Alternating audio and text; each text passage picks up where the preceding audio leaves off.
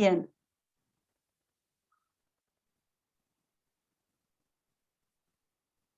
Bueno, buenas tardes a todos. Bueno, María Antonieta y yo queremos agradecer muchísimo esta oportunidad que nos da Cevitepal para poder compartir con todos ustedes esta experiencia del conocimiento y del aprendizaje de la enseñanza social de la Iglesia, que indudablemente ha cambiado nuestras vidas desde hace unos cuantos años, cuando empezamos a estar en contacto con ella. Así que, bueno, es nuestro agradecimiento de poder transmitir esto que hemos aprendido, y también agradecer muy especialmente a Cristina por su presentación, a Susana Nguyen, que ha sido tan cariñosa como siempre con nosotras, y que nos ha acompañado también en este proceso y ha depositado su confianza en nosotras, y por supuesto a todos los que se han inscrito en este curso, y deseando, anhelando de corazón que podamos despertar en ustedes un deseo de conocer más profundamente esto que les vamos a presentar a partir de hoy. Bueno, ¿cómo están? Para nosotras es un gusto muy particular llegar a ustedes, imagínense, como docentes en Argentina, particularmente en la provincia de Buenos Aires. No nos hubiéramos imaginado poder hoy contarles esto, como decía Paulina, que nos ha cambiado la vida, que nos ha cambiado la mirada, que le ha dado mucho sentido a toda nuestra práctica de fe religiosa. Así que bueno, queremos plantear esta importancia de conocer la doctrina social de la Iglesia, porque no es un contenido más, no es sino una pieza esencial, como lo dice hoy el Papa Francisco, para la nueva evangelización. La verdad es que en un escenario tan, ¿cómo decirlo?, tan lleno de incertidumbre o de vientos contrarios a las prácticas de fe, que nosotros contemos con estas herramientas, seguramente va a hacer que ustedes también se entusiasmen y quieran ponerlo en práctica de inmediato. Que pensar que lo que estamos viviendo en estos inicios del tercer milenio es algo que no se hubiera podido imaginar, pero que sigue el caminito de la revolución industrial, de los procesos de urbanización tan grandes que conmovieron el tablero, la distribución de la población en todo el mundo. Y entonces esto empezó a producir problemas sociales impensados anteriormente. Y no pudieron desde la Iglesia no ver esto también como un problema, porque todo lo que atañe al hombre, en definitiva, atañe a Dios. Así que hoy llegamos a un máximo de, como le decimos, capitalismo salvaje, donde, como dice también el Papa Francisco, esperamos que el progreso no siga el camino de la deshumanización, sino al contrario. Tan explosivo el individualismo hoy, el consumo, que es difícil pensar cómo podemos nosotros acá hacer una práctica de fe que sea coherente con nuestra vida cotidiana, con nuestros trabajos, con nuestros deseos de crecer en familia y como comunidad, y en términos ciudadanos también. Entonces, vamos a plantear en medio de este escenario este aire fresco, que trae la enseñanza social de la Iglesia, que no es otra cosa, seguro, que un soplo del Espíritu Santo. Sí, Paulina. Bien, bueno, para poder adentrarnos en el tema concretamente, voy a compartir pantalla. Por acá. Muy bien. Vamos a poner la presentación. Esperen un segundito. Ahí está. Bien. Bueno, vamos a ver un poquito qué es la doctrina social de la Iglesia, ¿no? Vamos a tratar de responder a esta pregunta. Decimos que es el pensamiento social de la Iglesia, ¿sí? Que va siendo desarrollado en documentos del magisterio. Es la enseñanza que la Iglesia quiere transmitir en relación de la persona con la sociedad, ¿sí? Es el mensaje evangelizador de nuestro tiempo, que está encarnado en las vivencias de la Iglesia. Pero es mucho más que un corpus doctrinal. No es solamente un grupo de documentos escrito por los papas, sino que es la experiencia misma del pueblo de Dios, que se va retroalimentando, ¿sí? La experiencia del pueblo de Dios va llevando a los papas a que hagan esta mirada y pongan por escrito, y al mismo tiempo después nosotros leemos estos documentos y se va generando este círculo virtuoso de participación en los signos de los tiempos. Siempre a través de un método que es viendo, juzgando y actuando, que lo vamos a desarrollar un poquito más adelante. Por lo tanto, el mensaje social de la Iglesia es un mensaje dinámico. Se va enriqueciendo de las comunidades y al mismo tiempo va enriqueciendo a las comunidades, con los documentos, con los mensajes, que al mismo tiempo surgen de las sociedades comunitarias, ¿sí? Esta doctrina o esta enseñanza social de la Iglesia, que nos gusta más decirle enseñanza, porque es dinámico, precisamente por esto, ¿no? Es algo que sigue creciendo a medida que surgen nuevas realidades. No es algo cerrado, sino que van surgiendo nuevas realidades y esto genera que vayan naciendo o que se vayan escribiendo nuevos documentos. Es una manera coherente de articular la fe y la vida, ¿sí? Es una herramienta de transformación personal y social. Nosotros tenemos una experiencia muy fuerte con esto. Hicimos una diplomatura en Doctrina Social de la Iglesia hace unos cuantos años, entre 2006 y 2007, y podemos expresar que generó un cambio de vida importante para nosotras. Yo hablo en plural porque sé que para María Antonieta es lo mismo que para mí en ese sentido. Así que realmente lo sentimos como una herramienta de transformación personal y social. Por lo tanto, es un elemento esencial de la nueva evangelización, ¿sí? Una evangelización que no es solamente personal, sino que también es comunitaria. Ustedes verán que empezamos prácticamente cerrando, dando nuestras conclusiones de lo que es la doctrina social de la Iglesia. Si este fuera un curso largo, nosotras como docentes intentaríamos que ustedes lleguen a estas conclusiones mostrándoles un camino pedagógico, atento a la didáctica. Sin embargo, la particularidad de que este sea un curso muy breve no nos da esa oportunidad. Por eso les pedimos que vean en esta pantalla algo que es muy, muy central, y es ¿qué es la doctrina? En realidad, nosotros van a ver que en las siguientes pantallas vamos a estar hablando más que de doctrina, de enseñanza social de la Iglesia. Porque cuando se habla de doctrina, se habla de un cuerpo de ideas, de principios, que está cerrado, que ya no da lugar, como decíamos acá, a la dinámica de los tiempos.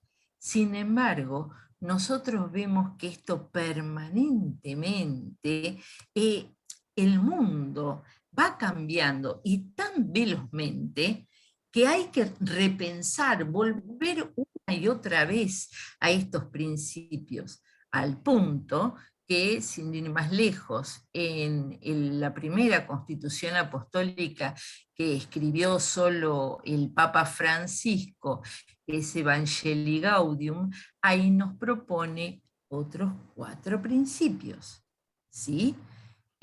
Nos vamos a quedar con uno solo. Pero este es el pensamiento social. ¿Qué quiere decir? Que no es lo único que ha pensado la Iglesia, tiene la teología, etc. Esto es parte de la teología moral. Ahí es donde, digamos, en esa biblioteca están estos principios, está este método, donde acuñados en documentos del magisterio, pero no quiere decir que empiece con esos documentos. Ahí empieza la reflexión, pero mucho antes, esto ya tenía historia. Entonces decimos que es fundamental para la evangelización, porque hoy, por ejemplo, nos enseñan que no tenemos que decirles a los demás, no tenemos que meternos, no tenemos que andar incidiendo, cuando en nosotros no nos preguntaron, pero siempre nuestros padres, nuestros abuelos han vivido la fe delante de nosotros. Nadie ha pretendido vendérnosla, ¿cierto? Y acá estamos, y acá la tenemos. Entonces, bueno, decíamos, es una serie de principios con un método y una historia. Bien, ahora sí, manera coherente de articular la fe y la vida. ¿Por qué? Porque entendemos que la fe no puede ser una práctica de domingo, ¿no es cierto? Es algo que todos los días pone en ebullición todas nuestras hormonas, nuestras células, y queremos hacer algo con tanta alegría como nos trae esta buena noticia. Bueno, ¿qué podemos hacer? Acá vamos a presentarles el mapa de lo posible y después, con toda la imaginación del mundo, a obrar. Ahora sí, seguimos, Paulina. Seguimos, ¿no? Con esta idea de que la enseñanza social de la Iglesia es esencial en la evangelización. ¿Sí? ¿Querés explicarlo, Antonieta? Sí. Sí, Decimos querés. que es esencial porque tomamos palabras de San Juan Pablo II. Esto no lo estamos inventando nosotras, olvídense.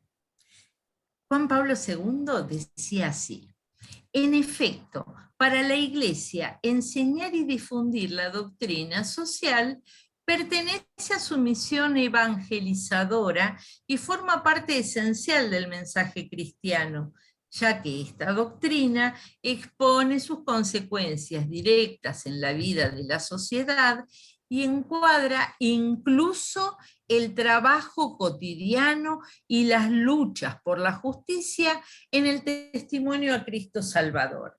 Esto lo dijo en Solicitudo Rei Sociales, que es uno de los documentos del Magisterio. Porque es Cristo mismo desplegado en la historia, en la experiencia de todo el pueblo de Dios. No es solamente documentos. ¡Qué maravilla! No es algo periférico, está en el corazón mismo del compromiso evangelizador de la Iglesia. También en Centésimos Annus, de otro de los documentos de San Juan Pablo II, decía: no estamos en presencia de un interés o de una acción marginal que se añade a la misión de la Iglesia, sino en el corazón mismo de su ministerialidad. Con la doctrina social, la Iglesia anuncia a Dios y su ministerio de salvación en Cristo a todo hombre, y por la misma razón revela al hombre a sí mismo. Estos dos documentos, después lo vamos a ver en el próximo encuentro, tienen estos pasajes compendiados desde 2006, 2007, en Compendio de la Doctrina Social de la Iglesia, que fue justamente San Juan Pablo II quien mandó realizar, ¿no es cierto? Así que seguimos sin inventar la pólvora. Esta es la maravilla. Sí, es importante la figura de Juan Pablo II porque él es el que plantea que la enseñanza social de la Iglesia es esencial en la evangelización, ¿sí? El hecho de que sea un elemento central, no es algo periférico. Es muy importante porque a medida que se van viendo, digamos, los distintos documentos que van conformando ese corpus doctrinal, se va viendo la evolución que tienen. Por eso hablábamos de enseñanza, hablábamos de algo dinámico. Y el que la pone en este lugar esencial es precisamente Juan Pablo II. Seguimos. Bien. Pero bueno, venimos diciendo que hay un corpus doctrinal, ¿no? Venimos diciendo que hay una serie de documentos. Y hay un primer documento que es el que inaugura esta doctrina social de la Iglesia, esta enseñanza social de la Iglesia, o la sistematiza, para decirlo mejor. Y es el Papa León XIII, quien en 1891 redactó Rerum Novarum, ¿sí? Las cosas nuevas. Fíjense que en esta época teníamos muchas injusticias y muchos problemas sociales que habían sido intensificados por el proceso de rápida industrialización. La urbanización estaba siendo muy desordenada porque la gente se iba a vivir a las ciudades porque es donde estaban las industrias, y había un gran hacinamiento y una tremenda explotación de los obreros. O sea, esto sabemos que tampoco es una novedad, son cosas que han pasado en todos los tiempos. La explotación de las personas, la explotación del hombre por el hombre. Pero en ciertos momentos históricos se dio de maneras muy fuertes, y entonces acá el Papa León XIII no pudo no expresarse al respecto. En estos casos la explotación de los obreros incluía a mujeres y niños, ¿sí? Y eran considerados como parte de los costos que tenía esta modernización y el capitalismo. Entonces esta primera encíclica es la que habla abiertamente y claramente acerca de la cuestión social. Después pasaron 40 años para que el Papa Pío XI escribiera la siguiente encíclica relacionada con temas sociales, que fue Quadragésimo Ano, y que fue precisamente por el 40 aniversario de Rerum Novarum. Y después de esto, como que cada vez fueron más seguidas las encíclicas. Tuvimos escritos de Juan XXIII, de Pablo VI, de Juan Pablo II, de Benedicto XVI y por supuesto de Francisco. No podemos dejar de lado, claramente, sobre todo para lo que es América Latina, la importancia enorme del Concilio Vaticano II. También radiomensajes, exhortaciones, y esto va a seguir. ¿Por qué? Porque siempre van a ir surgiendo situaciones sociales que van a ameritar que un papa vuelque por escrito aquello que recoge de la experiencia de los pueblos.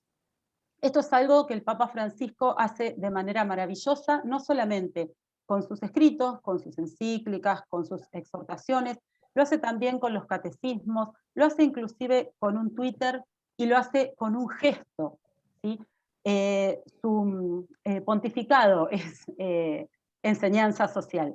Así que es muy importante que lo tengamos en cuenta y es muy actual para este momento en el cual estamos ante procesos mundiales muy especiales en los cuales es necesario que haya estos referentes, estas figuras que son respetadas a nivel internacional, como es nuestro querido Papa Francisco, y que puedan expresar estas verdades del Evangelio desde ese lugar de autoridad moral.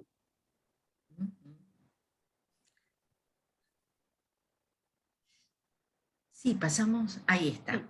Entonces, ahora sí vamos a reconocer que esta mirada social no empieza con la escritura de estos documentos. Tenemos una tradición, tenemos una revelación, tenemos el magisterio. Entonces, ya reconocemos cómo en las Sagradas Escrituras, tanto en el Antiguo, en el Nuevo Testamento, tenemos esta presencia de Dios que nos va indicando la manera de vivir Y después nosotros con nuestro libre albedrío, bueno, muchas veces hemos elegido pasar por el costado, pero Él permanentemente nos ha dejado signos, tanto sea a través de profetas, a través de grandes figuras enormes, pero también el hecho en los evangelios de dejarnos ahí a Jesús, a su Hijo, entregándolo para que Él nos muestre lo que es vivir como personas en la historia, donde suceden más o menos las mismas situaciones y cómo Él las resuelve. Ahí estamos viendo esta enseñanza en acto, claramente. Si uno quisiera preguntarse, pero ¿cómo proceder? Bueno, miremos cómo procedió Jesús, claramente. Y después, cuando empiezan a surgir las primeras comunidades cristianas, ahí tenemos en los Hechos de los Apóstoles también una manifestación de cómo estas primeras comunidades tuvieron de alguna manera que resolver los conflictos que se iban presentando y cómo era esta manera la que les permitió seguir adelante e incluso difundir la palabra en todo lo que fue el mundo antiguo. Los padres de la iglesia, ahí enseguida aparecieron dejándonos en sus homilías, en sus prácticas, toda esta enseñanza, y donde marcaron con rigor la presencia del pobre, que es el que nos está marcando la presencia de Jesús. Nos está diciendo a dónde tenemos que mirar, a dónde tenemos que actuar. Hay una relación inextricable, inescindible, entre esto que hoy nos dice el Papa Francisco todos los días, en cada una de sus exhortaciones, homilías, en todo lo que Él nos dice e incluso en lo que hace.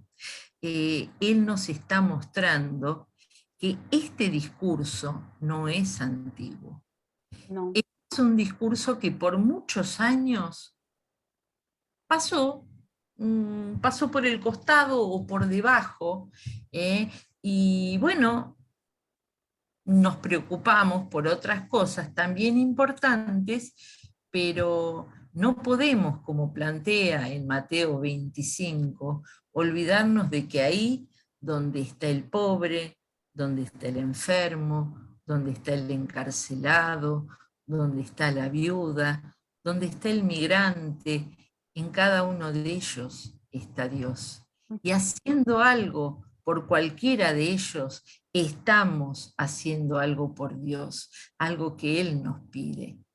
Entonces, el magisterio, más adelante, de una manera mucho más erudita, podríamos decir, compila todos estos documentos, algunos muchos más sencillos, más agradables para la lectura, como los más recientes, y algunos otros complicados, porque tienen muchas referencias, muchas citas, pero de igual manera muy buen material como para que los cristianos nos formemos. Sí, también hay una clave de lectura que podemos hacer con respecto a los documentos, que es, ahora cuando veamos en el encuentro siguiente los principios de la doctrina social de la Iglesia, es una linda manera de leer algunos documentos buscando encontrar esos principios. Y entonces se hace un poco más amena la lectura, sobre todo de los textos más viejos, más antiguos, que iban dirigidos al clero más especialmente y no tanto al pueblo de Dios. Entonces tal vez su lectura se haga un poquito más compleja. Pero yo me quería quedar un segundito más acá, porque el tema de las Sagradas Escrituras, decimos Antiguo y Nuevo Testamento. Es interesante hacer una relectura del Antiguo Testamento. Una relectura, porque siempre, a veces nos pasa que nos atraen tanto los evangelios, que dejamos un poquito de lado el Antiguo Testamento. Y desde los relatos de la creación hasta todo el desarrollo del pueblo de Israel, encontramos la pedagogía de Dios. Y en esa pedagogía de Dios, en esa evolución de ese pueblo que va siendo enseñado por Dios, encontramos también un montón de leyes o de reglamentos o de enseñanzas que le iba dejando Dios a Moisés para que se pudieran manejar de una manera justa. Y recuerdo en este momento lo que pasó con el maná en el desierto. Cuando el pueblo de Israel estaba en el desierto y no tenían que comer, y Dios les envía el maná, les dice que no junten más de lo necesario.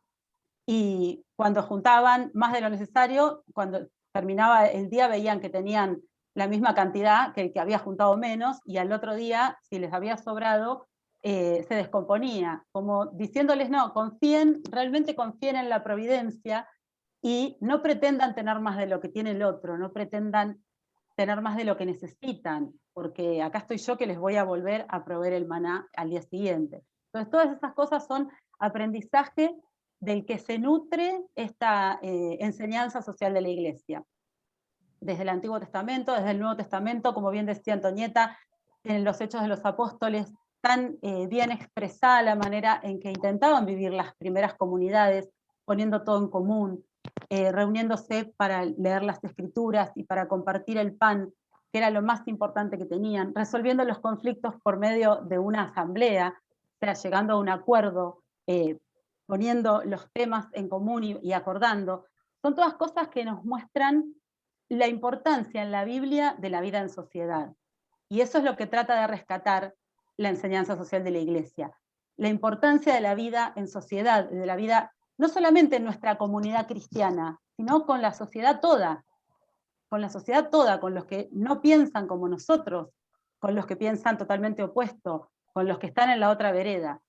Eso es lo que nos quiere transmitir esta riqueza de esta enseñanza. Vamos a seguir avanzando. Y no queremos olvidarnos de la importancia del magisterio latinoamericano, ¿no? Tenemos cerca a Aparecida, querida Amazonía.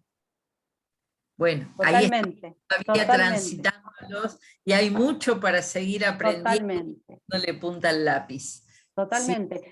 En el discernimiento, ¿no?, de este mensaje social que la Iglesia quiere transmitir a la humanidad, porque hay muchas asociaciones y agrupaciones que también se alimentan de estos principios de la enseñanza social de la Iglesia y que los viven en su dinámica interna, porque son válidos para personas que no necesariamente compartan la fe con nosotros. En este discernimiento, además de las tres grandes fuentes que veíamos en la diapositiva anterior, están también el apoyo de las ciencias sociales. Si la Iglesia no deja de lado la ciencia, y en estos aspectos mucho menos las ciencias sociales. Por supuesto que está incluida la economía entre las ciencias sociales que la Iglesia tiene en cuenta. Por eso, cuando un papa habla de economía, algunos sectores pueden llegar a decir que por qué el Papa se mete en esas cuestiones. Y bueno, se mete en esas cuestiones porque es algo que nos involucra a todos, que involucra a la calidad de vida de todos, las cuestiones económicas. Y la economía, como ciencia social, debería estar centrada en el ser humano, en la vida y en el desarrollo y en el bienestar del ser humano. Entonces, por eso los papas hablan de estos temas también. Y por eso la enseñanza social de la Iglesia también se alimenta de conceptos relacionados con la economía y con el resto de las ciencias sociales. Y por supuesto, desde ya, con las vivencias y las experiencias del pueblo de Dios. Cuando, por ejemplo, se hace el sínodo de la Amazonía, ahí fue realmente el pueblo de Dios el que estuvo expresando su sentir. Y todo eso después se volcó en un documento maravilloso. Ni hablar, bueno, con las últimas experiencias que hemos tenido el año pasado como Iglesia Latinoamericana, ¿no? Que bueno, todo... Sí, Pero sí, sí. quería agregar que hace pocos años, hace 5 años, tuvimos este documento importantísimo que es Laudato Si, Ujú, donde inclusive se incorporan los aportes de las ciencias naturales, de exacto. la biología, del clima, ¿cierto? De lo que es la contaminación, los circuitos productivos.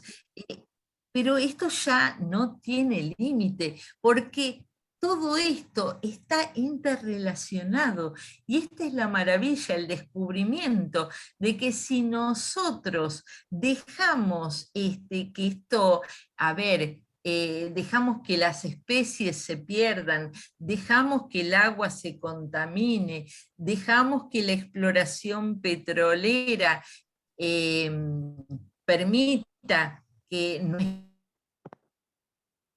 nuestras aguas ya después nos sirvan.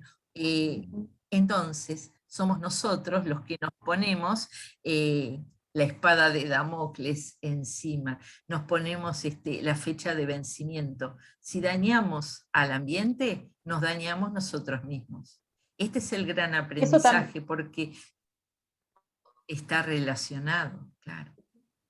Sí, eso vas a también, esto que decir, vos Pau. estás diciendo, claro, que esto que estás diciendo tiene que ver con esa dinámica de esta enseñanza social, que va a ir incluyendo y incorporando los temas que sea necesario incorporar, porque todo tiene que ver con el hombre, todo tiene que ver con el hombre, y todo lo que tiene que ver con el hombre tiene que ver con Dios. Entonces, ahí está donde se trabaja, digamos, además de estas fuentes que estábamos viendo, tenemos también un método de trabajo en la enseñanza social de la Iglesia. Este método está abarcado por estas 3 palabras: ver, juzgar y actuar. La última palabra es porque toda esta enseñanza social no es para que digamos, ay, qué lindo, ay, qué hermoso, qué bueno, y nos quedemos ahí, sino que nos tiene que mover a una acción concreta. Entonces, por eso el último paso es el actuar. De todos modos, no son pasos, digamos, tan cronológicos, sino que son cosas que van y vienen, ¿no? En esta dinámica de la que venimos hablando. El primer paso entonces es poder ver y ver desde qué mirada, ¿no? Con qué ojos ver las situaciones que nos rodean. Primero que nada, abrir un poco el panorama a lo que estamos viendo. A veces las personas tenemos la tendencia a encerrarnos un poquito y a ver algo más chiquito. Bueno, este método nos invita a ver un poco más allá de nuestra realidad concreta de todos los días, a ver un poco más allá lo que está pasando en nuestra ciudad, en nuestro barrio, en el país, en el mundo. Verlo con con una mirada que no tiene que ser una mirada que juzgue, más allá de que el siguiente punto es juzgar, pero vamos a ver en qué sentido hablamos de juzgar. No tiene que ser un juicio despiadado, no tiene que ser un juicio condenatorio. Es una mirada desde la misericordia y el amor de Dios. Es tratar de ver el mundo, tratar de verlo con los ojos con los que Dios ve el mundo. Entonces, podemos tratar, podemos intentarlo, ¿no? Eh, para poder de esa manera juzgar las situaciones, juzgar las realidades. ¿Y juzgarlas en qué sentido? En el sentido de poder después tomar una decisión para la acción. No es un juicio despiadado, insisto, no es un juicio para desunir, no es un juicio para criticar, digamos, y como decimos en Argentina, sacarle el cuero al otro, sino que es realmente un juicio de la situación, tratando de ser objetivo y decir, esto así no está bien, esto debería ser de otra manera, esto podría mejorar, esto no es justo, ¿sí? Esto no es justo, o esto no es verdad, o esto está haciéndonos daño, o esto no nos hace bien. Entonces, ese es el método al que nos invita la enseñanza social de la Iglesia. Sí, Antonieta, te veo que querés decir algo. Sí, la verdad es que creo que el método es central. Fíjense, son 3 palabritas solamente. Es muy sencillo recordarlo. Ver, juzgar y actuar. Listo. Ahora, yo diría que nos parece obvio que cuando miramos, todos vemos, pero ¿vemos todos lo mismo? Mm. Muchas veces ahora estamos acostumbrados a encender el televisor o a ver en las redes cómo los medios se ocupan de instalar ciertos temas, como si hoy hubiera que pensar solamente en tal problema. Hoy hay que pensar, por ejemplo, nosotros en Argentina, en el Fondo Monetario Internacional. Hoy tenemos que pensar en eso y en lo que pasó con... Pero ¿es así? ¿Esa es mi realidad? ¿Estoy, estoy viendo con mis ojos? ¿Estamos seguros de que los medios no tienen intereses que los guían a mostrarnos determinadas imágenes y a ocultar otras?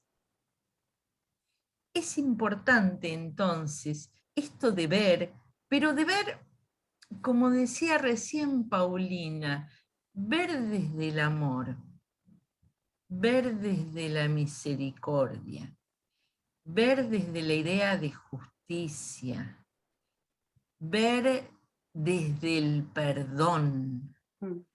ver desde este principio maravilloso que nos dejó este Francisco ahí en Evangelii Gaudium. La unidad es más importante que el conflicto. ¿Qué estoy viendo? ¿El problema o cómo resolver y tender puentes hacia la unidad? Porque ver se puede ver muchas cosas, pero siempre uno le pone su tamiz, le pone el tamiz de sus intereses, de sus deseos, de sus sentimientos.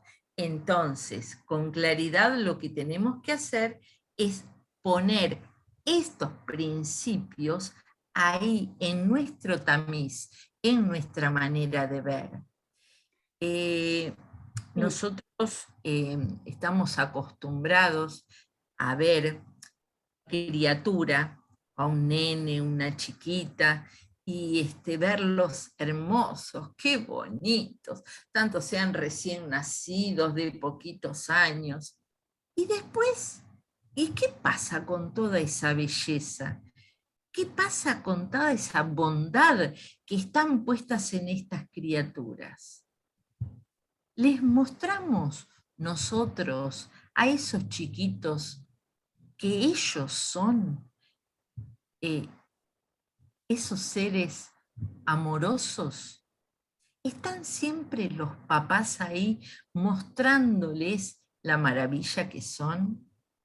¿Cuántas veces los chiquitos no se olvidan del amor y son vistos o se acostumbran a ser vistos desde el desprecio, desde la desigualdad, desde el yo no puedo, esto no es para mí?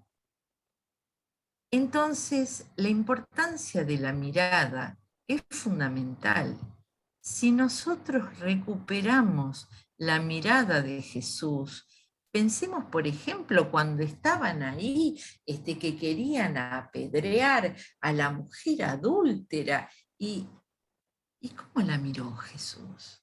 La miró con el amor con que nos mira a todos. Y entonces, ¿qué hizo? Hizo así, el distraído, el que yo no a ver, lo mío no es importante, pero les dijo, el que no tenga pecado, que tire la primera piedra. Y se fueron todos. Esa es la mirada, la participación puesta para allanar el conflicto. Pero antes de irse le dijo, vete y no peques más. ¡Qué maravilla! Porque con esa palabra de amor, él la salvó, la salvó, la salvó de ella misma, que podía creer que era una mujer adúltera. Y es muy distinto pensar que fue una mujer que cometió adulterio. Son cosas muy distintas. Él le dijo, más, ya está. Y ella vuelve a ser esa mujer amorosa que lo acompaña, que se convierte en su amiga para siempre.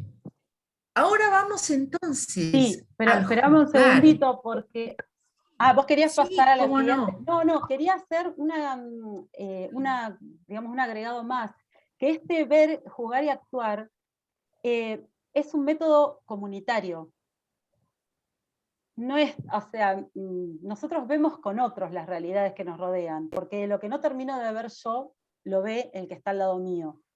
Porque la misma realidad, vista desde distintos lugares, se va conformando en esta especie de poliedro de que también habla Francisco. Entonces, este juicio de discernimiento hecho con otros nos va, digamos, acomodando y va siendo más completo, le va dando esa cosa más completa a este juicio que hacemos, y el actuar también es factible, es posible porque lo hago con otros. Lo hago con otros, no estoy solo para hacer las cosas, no estoy solo para ser la gran heroica o la personal que me va a terminar agotando y que voy a terminar muy cansado porque no voy a tener fuerzas para seguir. Va a ser ese ver, juzgar y actuar con otros que me va a permitir que el día que yo estoy más cansado que el otro, empuje un poquito el carro y así nos vayamos acompañando y nos vayamos iluminando mutuamente. Y eso es importante.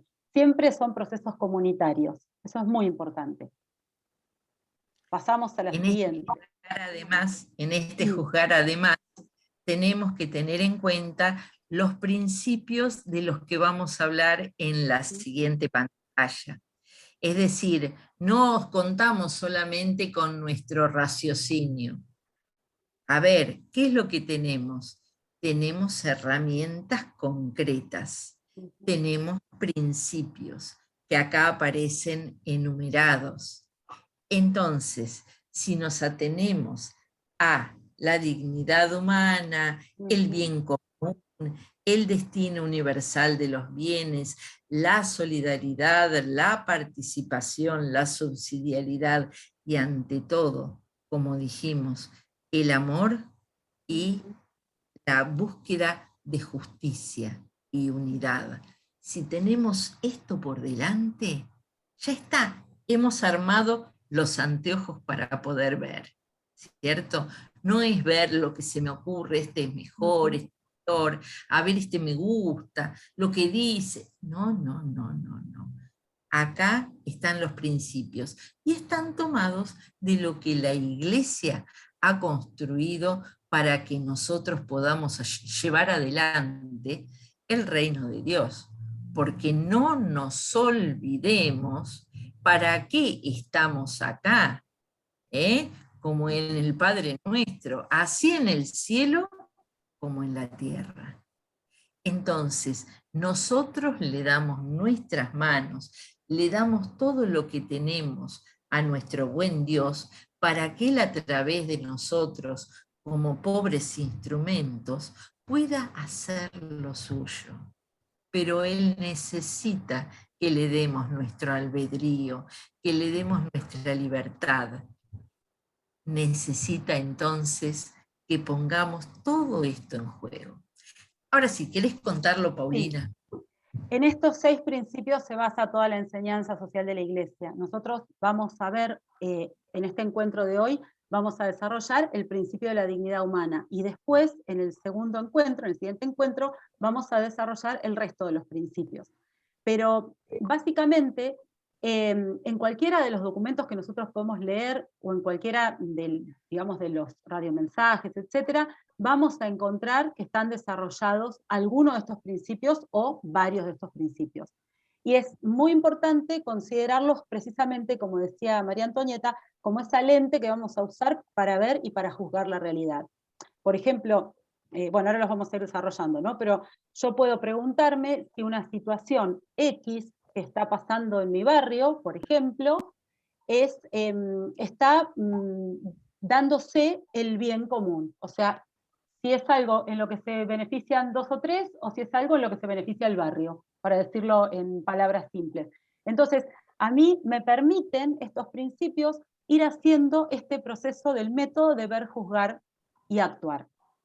Ahora vamos a empezar entonces con el principio de la dignidad humana. Bien. Un segundo, ¿me Sí, sí, cómo permitís? no. Sí, por Antes de supuesto. arrancar con la dignidad, yo quisiera cerrar esta cuestión del actuar. Si Sí. nosotros ponemos por delante esta misión a la que nos invita Dios, que es a la construcción del reino, ¿ustedes no creen que vamos a poder transformar nuestras realidades? ¿No lo creen? Es algo que nos ilusiona, que nos pone muy optimistas y nos da muchas ganas de llevar esto a todas partes, a nosotras. Y tenemos otras amigas que comparten esto y ya somos una comunidad mayormente de mujeres, pero no exclusivamente. Pero es una maravilla, porque una empieza con una idea, como decías, y otro la enriquece, y otro sabe quién podría hacer esa partecita del trabajo, y cómo otros podrían participar, y entre todos empezamos a crear algo que se hace enorme, se hace sorprendente, y que seguramente es obra de Dios y no nuestra. Y ahí tenés otro de los principios del Papa Francisco, ¿no? Que el todo es superior a la suma de las partes. O sea que eso que logramos entre todos, esa iluminación, esa sinergia, va a ser muy superior a lo que cada uno podría aportar o a sumar simplemente los aportes de cada uno, porque se va retroalimentando y va creciendo, ¿no? Bueno, pero pasemos entonces al principio fundamental rector de absolutamente todo lo que sea enseñanza social de la Iglesia, y yo diría que tiene que ser el principio rector de nuestras vidas, que es la dignidad humana. ¿Qué es entonces? Es la igualdad fundamental de todos los seres humanos. Todos, absolutamente todos los seres humanos somos iguales en valor. ¿Sí? Todos somos infinitamente valiosos. No hay forma de calcular el valor de un ser humano. Y eso es para todos y cada Pero uno. contales por qué. ¿Qué dice Bueno, ¿por el qué? Evangelio del Génesis? Sí, Perdón. porque en el Génesis, nosotros, bueno, antes de llegar al Génesis, si nosotros lo tomáramos desde cualquiera de las ciencias o desde cualquier ámbito del conocimiento humano, ya sea desde la biología, desde la ética, desde la filosofía, e incluso desde la Declaración de los Derechos Humanos, vamos a encontrar que hay un reconocimiento de parte de toda la humanidad de que hay una igualdad fundamental de todas las personas. Pero en el caso de los cristianos tenemos un plus. ¿Y qué plus? Y es que el hombre y la mujer fuimos creados a imagen de Dios. Entonces, desde el relato de la creación, por eso también es lindo revalorizar, y yo creo que también, haciendo un paréntesis, con encíclicas como Laudato Si, se ha vuelto a revalorizar todo lo que es el relato de la creación, con todo su significado, con toda su profundidad teológica y con todo su simbolismo también, donde nos expresa que Dios nos creó por amor y que nos creó a imagen de Él. O sea, somos imagen de Dios. Esto es maravilloso. Todos y cada uno somos imagen de Dios. No importan las circunstancias externas o internas, nada puede cambiar esto. Dios nos ama a todos y a cada uno. Dios quiso la existencia de todos y cada uno. O sea, Dios nos pensó a cada uno de nosotros. Dios, cuando nos creó, en el relato del Génesis dice, y Dios nos creó varón y mujer, etcétera, etcétera, dice, y vio que era muy bueno. O sea, que él se puso contento con lo que había creado, le gustó lo que había creado, le gustamos nosotros. Yo a veces pienso, menos mal que Dios es Dios, porque si fuera por los juicios que hacemos las personas de las demás personas, nos destrozamos. Pero sin embargo Dios, a pesar de nuestros errores, a pesar de nuestras caídas, a pesar de nuestro pecado, a pesar de nuestras infidelidades, Dios nos ama enormemente. Entonces, ese amor de Dios, ese amor con el que Dios quiso y quiere y sigue queriendo en ese presente eterno que es Dios, la existencia de cada uno de nosotros, de cada uno de nosotros. En la medida, nosotros medimos las cosas, pero Dios no tiene esa medida que tenemos nosotros, así que Dios nos ama a todos por igual. Y entonces ahí está, en ese amor de Dios y en esa imagen divina que está presente en todo hombre, lo dice el Catecismo de la Iglesia Católica, ¿sí? En el número 1702. La imagen divina está presente en todo hombre, resplandece en la comunión de las personas, de nosotros, a semejanza de la unión de las personas divinas entre sí. Esto es maravilloso, porque esa imagen, esa semejanza de nosotros como comunidad humana, es la semejanza de un Dios que es comunidad y que nos crea como comunidad. Y nos crea diferentes para que nos complementemos y para que cada uno tenga, digamos, sus características y para que entre todos podamos construir. Por eso somos tan internecesarios. Así que esto es la principal maravilla. Si nosotros entendemos esto y vemos a cada persona, a cada ser humano, no importa en qué situación esté, más allá de cualquier circunstancia, si nosotros internalizamos esto, la, la vida nos cambia y entonces a partir de ahí, cada acción y cada reacción que tengamos con otro ser humano va a ser la de un hermano, la del hermano que es parte de esta gran familia humana que es la familia de Jesús. Entonces esto es sumamente importante y es desde donde después se derivan todos los demás principios y todo lo demás es consecuencia de esto, ¿sí? De la enorme dignidad humana. Es tal vez uno de los principios que deslumbraron a Tata Vasco de Quiroga. Qué cosa maravillosa cuando nosotras empezamos a pensar este curso. La verdad es que no conocíamos al Tata Vasco. Y entonces nos preguntábamos, ¿quién será? ¿Por qué es tan importante en México? Y, y entonces empezamos a investigar y encontramos esta frase de Francisco que cuando estuvo en la última visita, cuando fue en 2015-2016 a México, les decía que fue el español que se hizo indio. El español que se hizo indio. ¿Por qué? Porque en ningún momento sintió que había superioridad o inferioridad. Al contrario, se enamoró de esta manera de ser de los indios, de esta humildad, de este corazón amoroso, de esta, a ver cómo decirle, de esta manera diligente de actuar, alegre.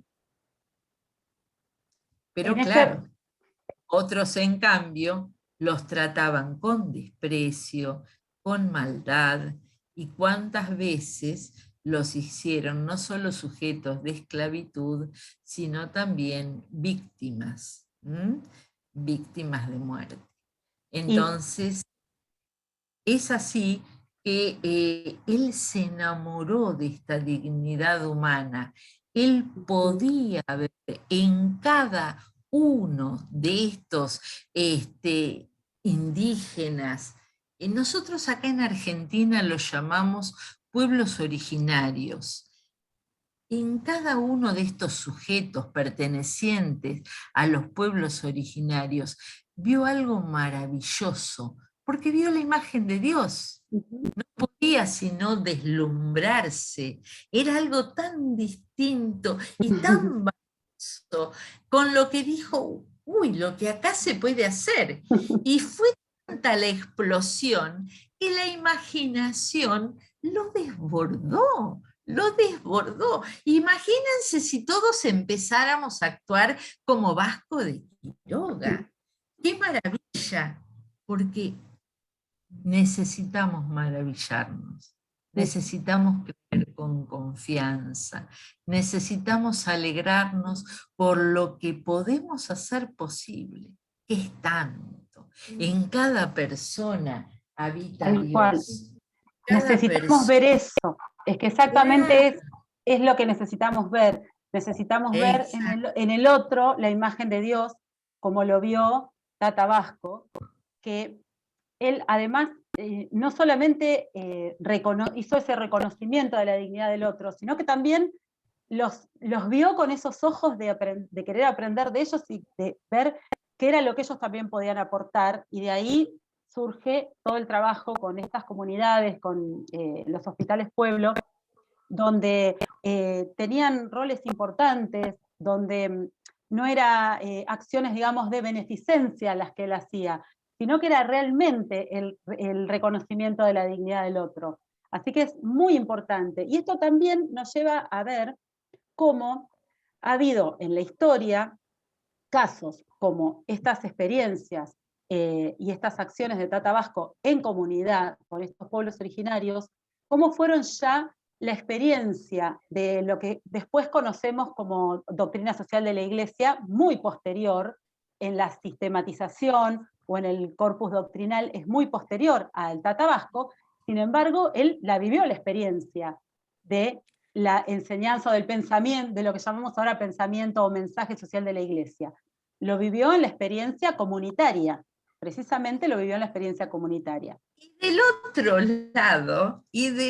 lado, yo estoy segura de que, permíteme, tráemelo, le tengo que dar los remedios a mi esposo.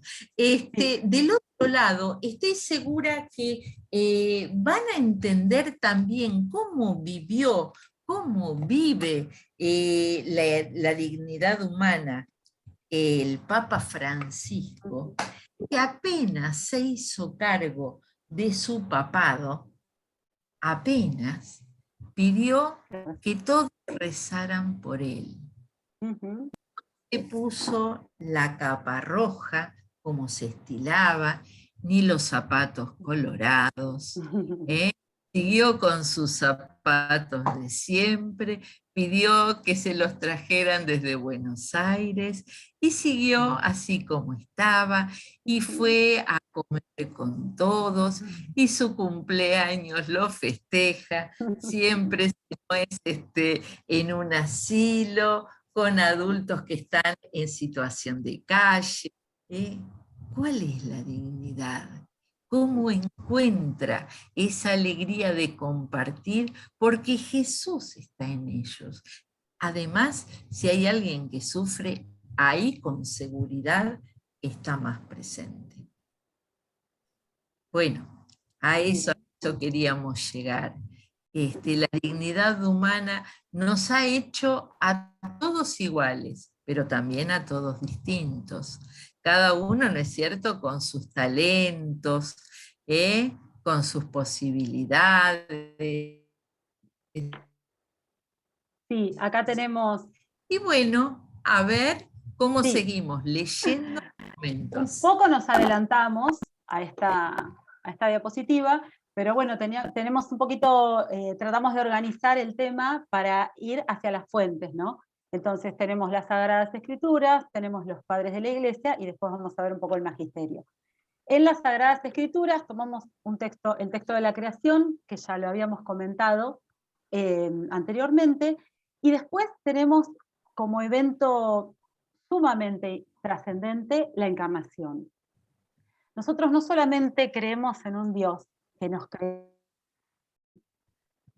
por amor, que nos creó a cada uno de nosotros, que nos sigue amando, sino que tenemos un Dios que en un momento de la historia irrumpe en la historia y se hace hombre. O sea, es un Dios que valora tanto esta naturaleza humana que creó, que se mete en ella, o sea, empieza a participar de esa naturaleza humana.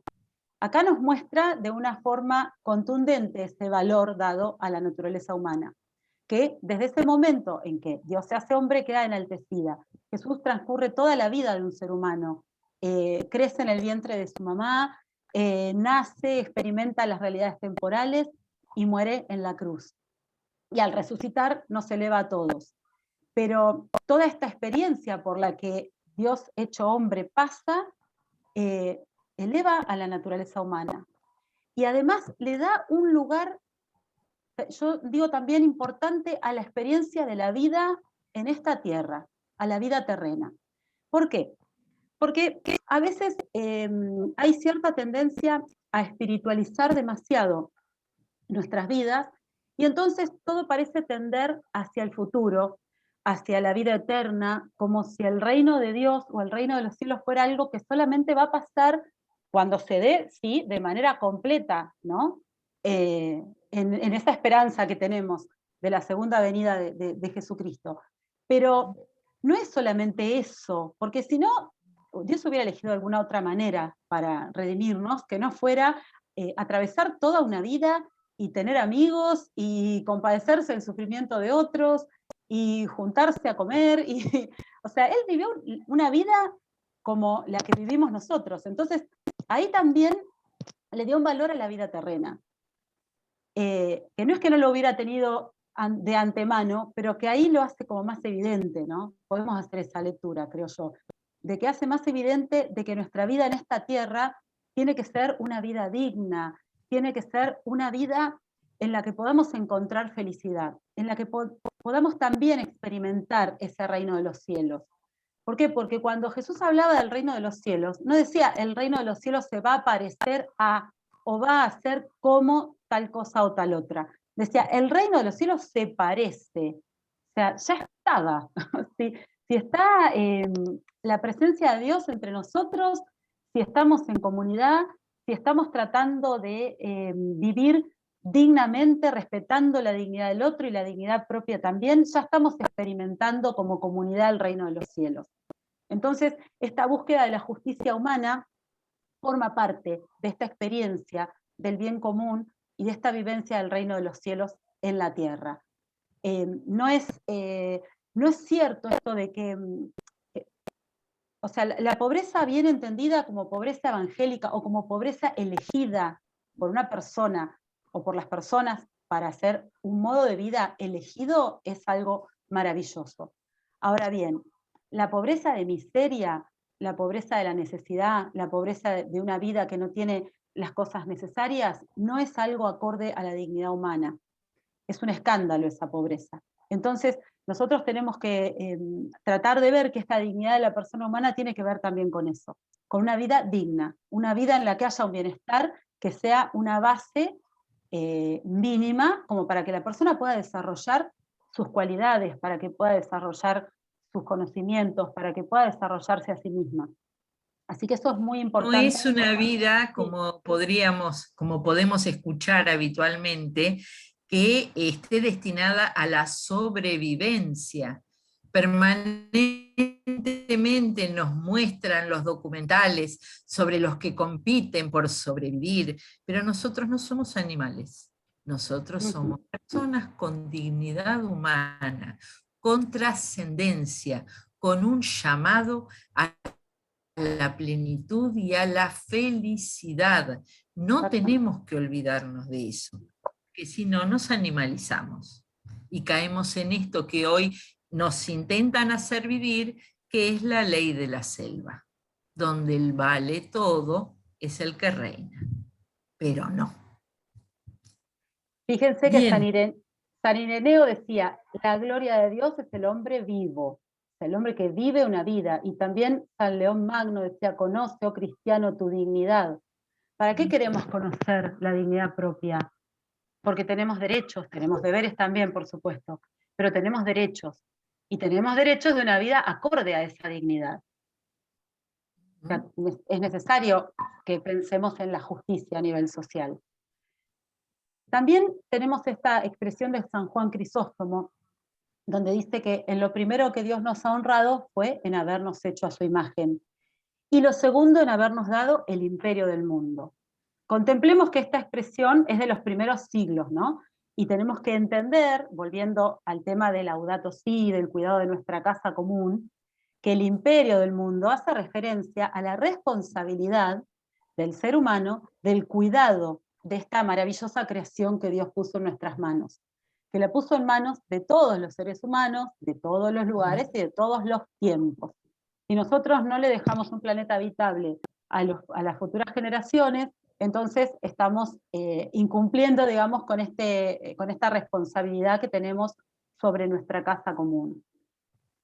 Y bueno, hablábamos en la diapositiva Esto ya anterior, lo contamos. ya contamos lo que descubríamos también nosotras sobre Tatabasco, ¿no? El español que se hizo indio, diría Francisco.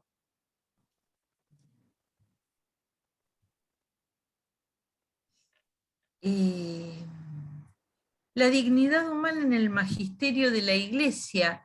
Bueno, podemos encontrar dentro de Gaudium et Spes, que es de la época del Concilio Vaticano II, de los años 63, 65, este texto que dice: una sociedad justa puede ser realizada solamente en el respeto de la dignidad trascendente de la persona humana. Como recién decías, no estamos hechos para la inmanencia de este momento de la vida y la muerte, estamos hechos para trascender. Y sabemos que, como decías también hace un momento, el reino de Dios es como una semilla de mostaza. Es decir, que hoy podemos verlo chiquitito, en otros lados más grande, más grande, más grande, pero sabemos que es de todas la hierba que se hace más enorme. Entonces, esto está llamado a crecer, porque es lo que Dios nos pide. Solo el reconocimiento de la dignidad humana hace posible el crecimiento común y personal de todos.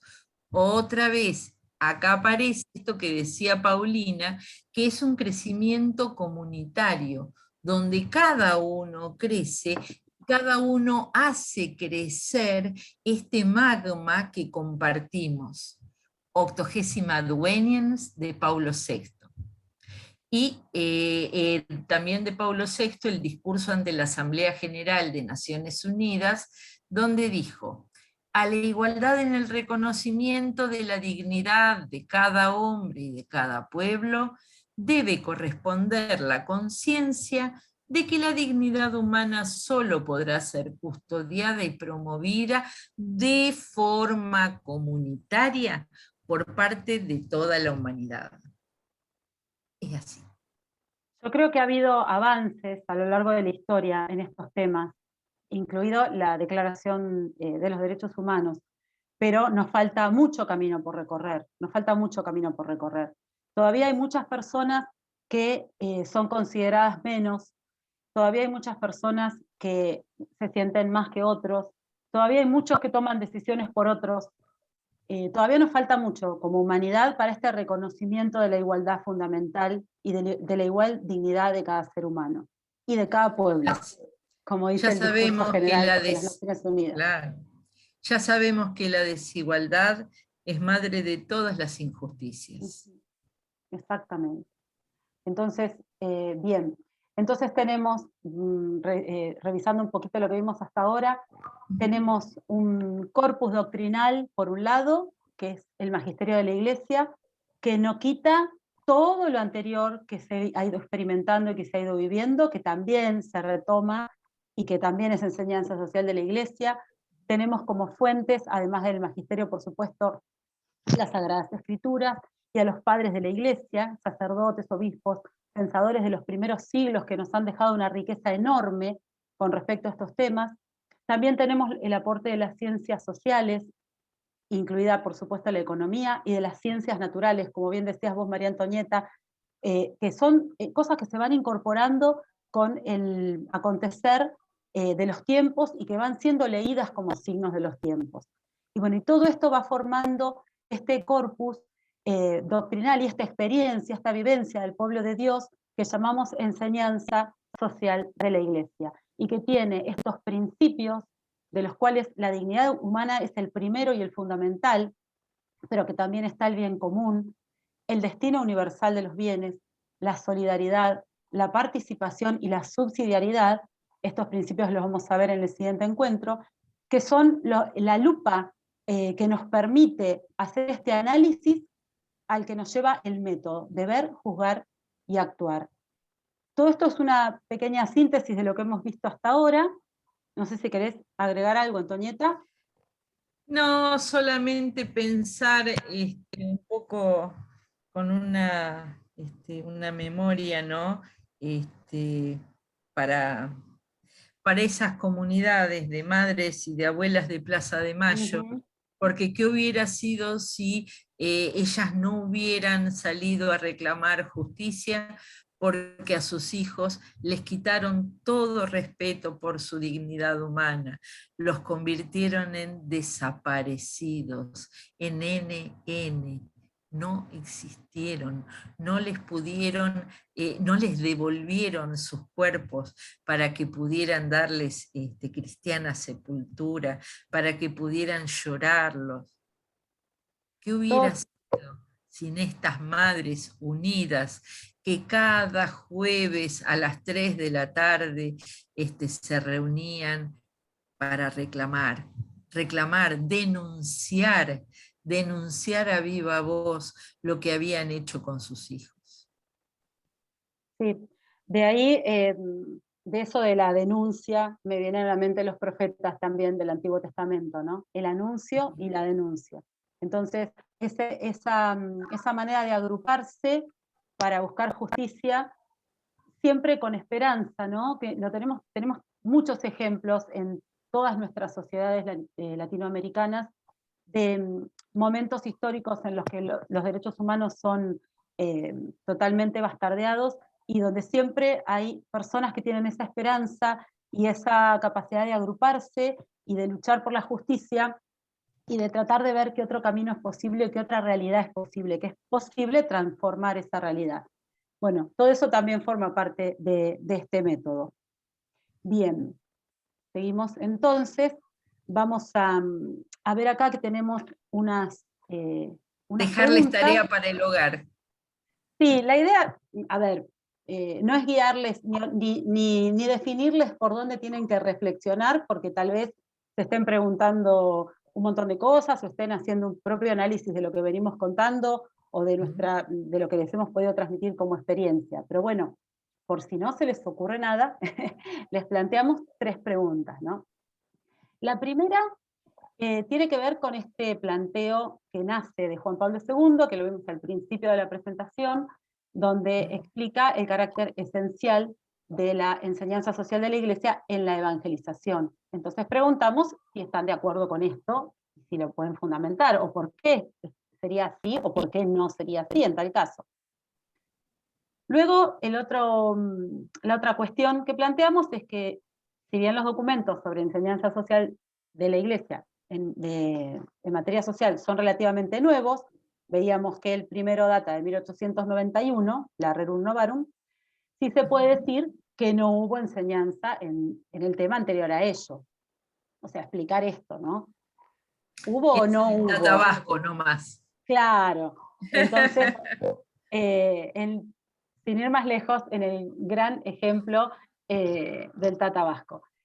Y bueno, y por último, a ver si se animan a hacer una definición propia de la dignidad humana. ¿Cómo definirían con palabras de ustedes la dignidad humana? Entonces, bien, voy a dejar de compartir pantalla. Muy bien, y ahí estamos nuevamente. Yo me quedaría pensando en esa dignidad maravillosa que me mostró mi mamá, casi sin palabras, enseñándome la fe y el amor a las personas a las que agasajaba con comidas. Ay, qué hermosa. Me encantaba cocinar y bueno, cómo cada uno, ¿no es cierto?, muestra su dignidad porque no es nuestro, esto está hecho para que brille, ¿no? Como la lámpara que no se esconde debajo del cajón. Así que bueno, Exactamente.